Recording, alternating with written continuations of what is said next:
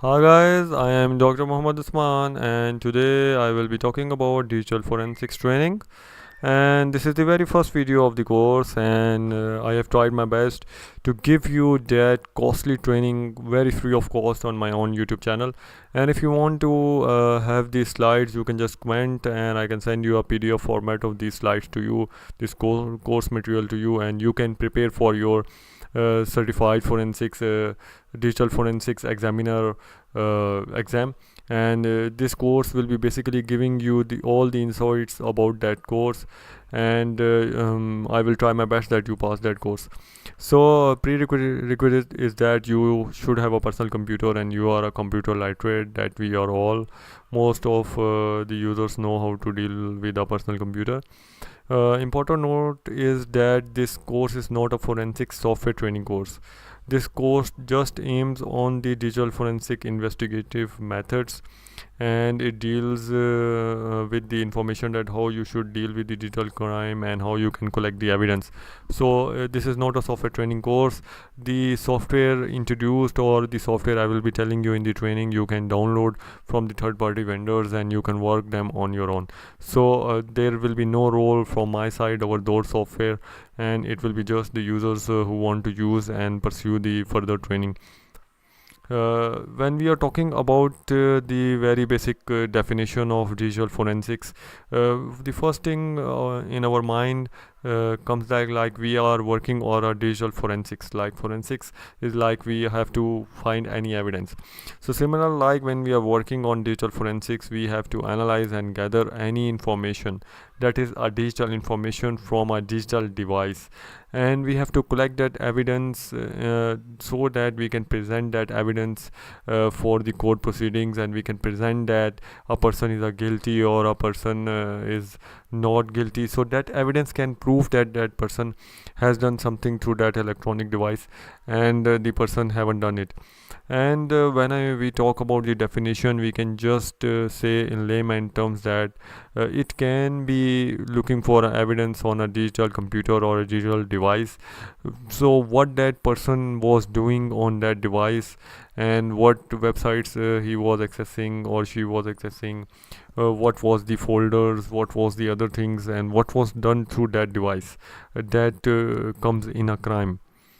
Another thing is that we should be aware of that when we are talking about digital forensics, it is not any work that can be performed by any trainer or certified forensic person.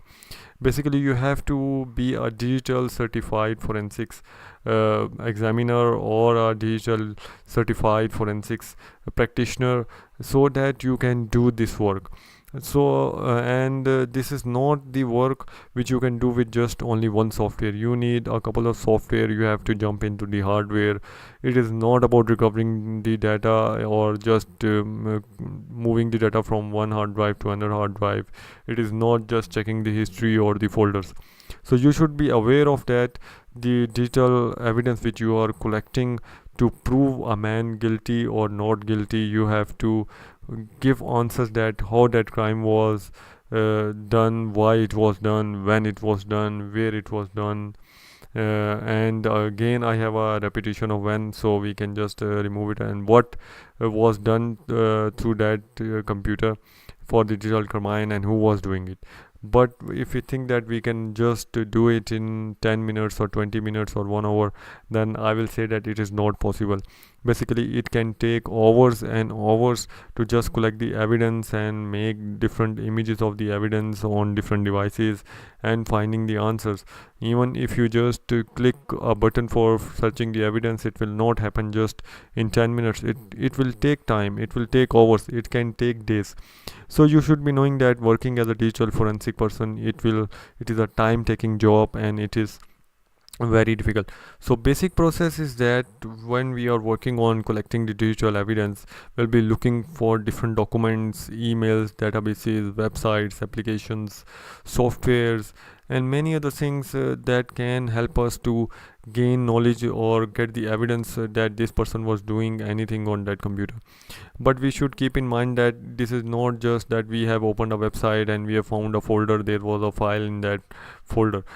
people can say that they have lost the password of the system, or this laptop was used by another person, or he left the laptop or the system open and someone came in the home or in the office and used that system. So we have to gather particular evidence that this person was using that computer and this person has done that crime.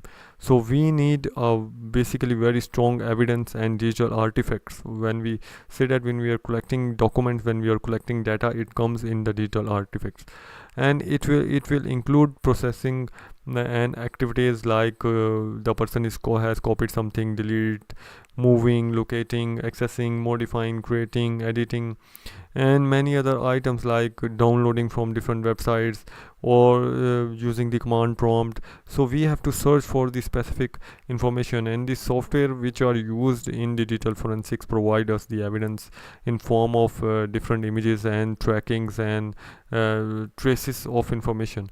So it just not include a very little thing, it is a very huge process, digital forensics, and it involves many other activities. So when we will be moving into the course, we will talk about the basics and the further processes of digital forensics.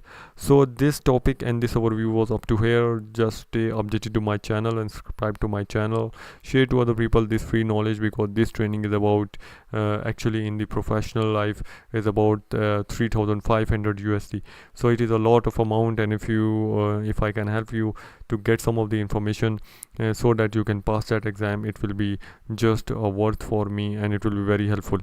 So stay updated for other videos. Thank you.